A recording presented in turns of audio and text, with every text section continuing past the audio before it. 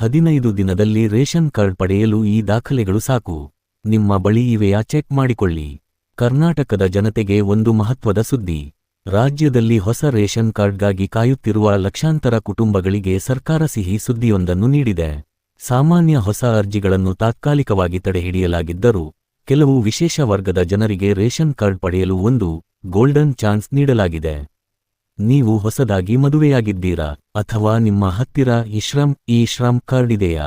ಹಾಗಾದರೆ ಈ ಮಾಹಿತಿ ನಿಮಗಾಗಿ. ಸರಿಯಾದ ದಾಖಲೆಗಳನ್ನು ನೀಡಿದರೆ ಕೇವಲ 15 ದಿನಗಳಲ್ಲಿ ಪಡಿತರ ಚೀಟಿ ನಿಮ್ಮ ಕೈಸೇರಲಿದೆ. ಯಾರಿಗೆ ಈ ಅವಕಾಶ? ಅರ್ಜಿ ಸಲ್ಲಿಸುವುದು ಹೇಗೆ? ಯಾವ ದಾಖಲೆಗಳು ಬೇಕೇ ಬೇಕು? ಇಲ್ಲಿದೆ ಸಂಪೂರ್ಣ ಮಾಹಿತಿ. ಕೊನೆಯವರೆಗೂ ಓದಿ, ಈ ಅವಕಾಶವನ್ನು ಕಳೆದುಕೊಳ್ಳಬೇಡಿ. ಪ್ರಸ್ತುತ ಅರ್ಜಿ ಸಲ್ಲಿಸಲು ಯಾರಿಗೆ ಅವಕಾಶವಿದೆ? ರಾಜ್ಯ ಸರ್ಕಾರವು ಸಾಮಾನ್ಯ ಜನರ ಹೊಸ ಅರ್ಜಿಗಳನ್ನು ಸದ್ಯಕ್ಕೆ ನಿಲ್ಲಿಸಿದೆ.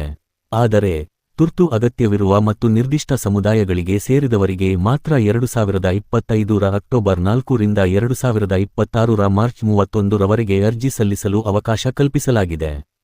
ಸಮಯ ಬೆಳಗ್ಗೆ 10 ರಿಂದ ಸಂಜೆ 5 ಗಂಟೆಯವರೆಗೆ ಮಾತ್ರ. ಈ ಶ್ರಮ್ ಕಾರ್ಡ್ ಹೊಂದಿರುವವರು. ನೀವು ಅಸಂಘಟಿತ ವಲಯದಲ್ಲಿ ಕೆಲಸ ಮಾಡುತ್ತಿದ್ದೀರಾ, ಅಂದರೆ ದಿನಗೂಲಿ ನೌಕರರು, ಕಟ್ಟಡ ಕಾರ್ಮಿಕರು, ಬೀದಿ ಬದಿ ವ್ಯಾಪಾರಿಗಳು ಇತ್ಯಾದಿ. ನಿಮ್ಮ ಬಳಿ ಈ ಶ್ರಮ್ ಕಾರ್ಡ್ ಇದ್ದರೆ ಮತ್ತು ನಿಮ್ಮ ವಯಸ್ಸು 16 ರಿಂದ 59 ವರ್ಷದೊಳಗಿದ್ದರೆ ನೀವು ಹೊಸ ರೇಷನ್ ಕಾರ್ಡ್ಗೆ ಅರ್ಜಿ ಸಲ್ಲಿಸಲು ಅರ್ಹರು. ಗಮನಿಸಿ, ನೀವು ಇಪಿಎಫ್ಒ, ಇಸಿ ಅಥವಾ ಎನ್ಪಿಎಸ್ ಸದಸ್ಯರಾಗಿರಬಾರದು. ವೈದ್ಯಕೀಯ ತುರ್ತು ಪರಿಸ್ಥಿತಿ, ಮೆಡಿಕಲ್ ಇಮರ್ಜೆನ್ಸಿ. ಕುಟುಂಬದಲ್ಲಿ ಯಾರಿಗಾದರೂ ಗಂಭೀರ ಕಾಯಿಲೆ ಇದ್ದು ತುರ್ತಾಗಿ ಬಿಪಿಎಲ್ ಕಾರ್ಡ್ ಮೂಲಕ ಚಿಕಿತ್ಸೆ ಪಡೆಯಬೇಕಾದ ಅಗತ್ಯವಿದ್ದರೆ ಅಂತಹವರು ಆಸ್ಪತ್ರೆಯ ದಾಖಲೆಗಳೊಂದಿಗೆ ಅರ್ಜಿ ಸಲ್ಲಿಸಬಹುದು. ಇಂತಹ ಪ್ರಕರಣಗಳನ್ನು ಆದ್ಯತೆಯ ಮೇರೆಗೆ ಪರಿಗಣಿಸಲಾಗುತ್ತದೆ. ಹೊಸ ವಿವಾಹಿತ ದಂಪತಿಗಳು ಮತ್ತು ಹೊಸ ಕುಟುಂಬಗಳು.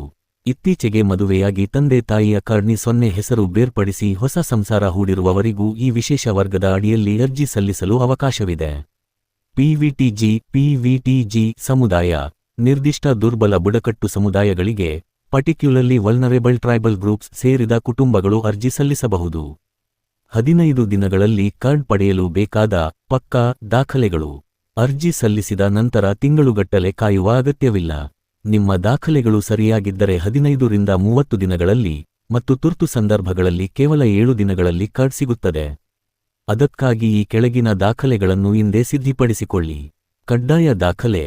ಈ ಶ್ರಮ್ ಕಾರ್ಡ್ ನೀವು ಆ ವರ್ಗದಲ್ಲಿ ಅರ್ಜಿ ಸಲ್ಲಿಸುತ್ತಿದ್ದರೆ ಅಥವಾ ಆಸ್ಪತ್ರೆಯ ಅಧಿಕೃತ ದಾಖಲೆಗಳು ವೈದ್ಯಕೀಯ ತುರ್ತು ಸಂದರ್ಭದಲ್ಲಿ.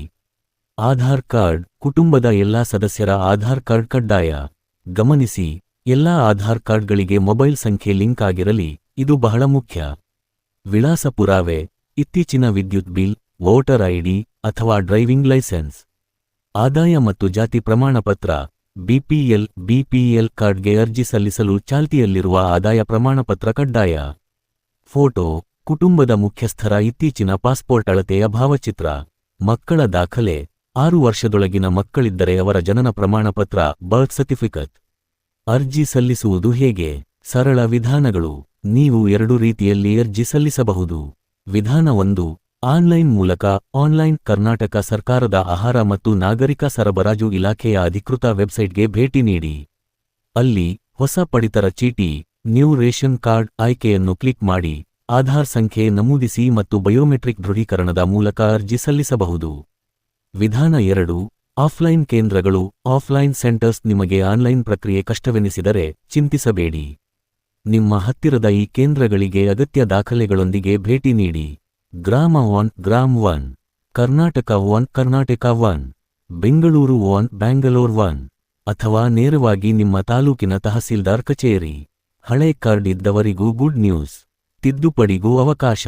ಕೇವಲ ಹೊಸ ಅರ್ಜಿ ಮಾತ್ರವಲ್ಲ, ಈಗಾಗಲೇ ರೇಷನ್ ಕಾರ್ಡ್ ಹೊಂದಿರುವವರಿಗೂ ಇದು ಸುವರ್ಣಕಾಲ. ಇದೇ ಮಾರ್ಚ್ 31, 2026 ರೊಳಗೆ ನೀವು ಈ ಕೆಳಗಿನ ತಿದ್ದುಪಡಿಗಳನ್ನು ಮಾಡಿಕೊಳ್ಳಬಹುದು. ಹೊಸ ಸದಸ್ಯರ ಸೇರ್ಪಡೆ. ಮಕ್ಕಳು ಅಥವಾ ಸೊಸೆಯ ಹೆಸರು ಬದಲಾವಣೆ ಅಥವಾ ತಿದ್ದುಪಡಿ. ವಿಳಾಸ ಬದಲಾವಣೆ. ಮರಣ ಹೊಂದಿದ ಅಥವಾ ಬೇರೆಯಾದ ಸದಸ್ಯರ ಹೆಸರು ತೆಗೆದುಹಾಕುವುದು. ಕೊನೆಯ ಮಾತು. ಪಡಿತರ ಚೀಟಿ ಕೇವಲ ಅಕ್ಕಿ, ಗೋಧಿ ಪಡೆಯಲು ಮಾತ್ರವಲ್ಲ, ಸರ್ಕಾರದ ಅನೇಕ ಆರೋಗ್ಯ ಯೋಜನೆಗಳು, ಉದಾಹರಣೆಗೆ ಆಯುಷ್ಮಾನ್ ಭಾರತ್ ಮತ್ತು ಇತರೆ ಸೌಲಭ್ಯಗಳನ್ನು ಪಡೆಯಲು ಅತ್ಯಗತ್ಯ ದಾಖಲೆಯಾಗಿದೆ. ನೀವು ಮೇಲೆ ತಿಳಿಸಿದ ಅರ್ಹತಾ ಪಟ್ಟಿಯಲ್ಲಿದ್ದರೆ ಕೊನೆಯ ದಿನಾಂಕದವರೆಗೆ ಕಾಯಬೇಡಿ. ಇಂದೇ ನಿಮ್ಮ ದಾಖಲೆಗಳನ್ನು ಸರಿಪಡಿಸಿಕೊಳ್ಳಿ ಮತ್ತು ಹತ್ತಿರದ ಕೇಂದ್ರಕ್ಕೆ ಭೇಟಿ ನೀಡಿ ಅರ್ಜಿ ಸಲ್ಲಿಸಿ.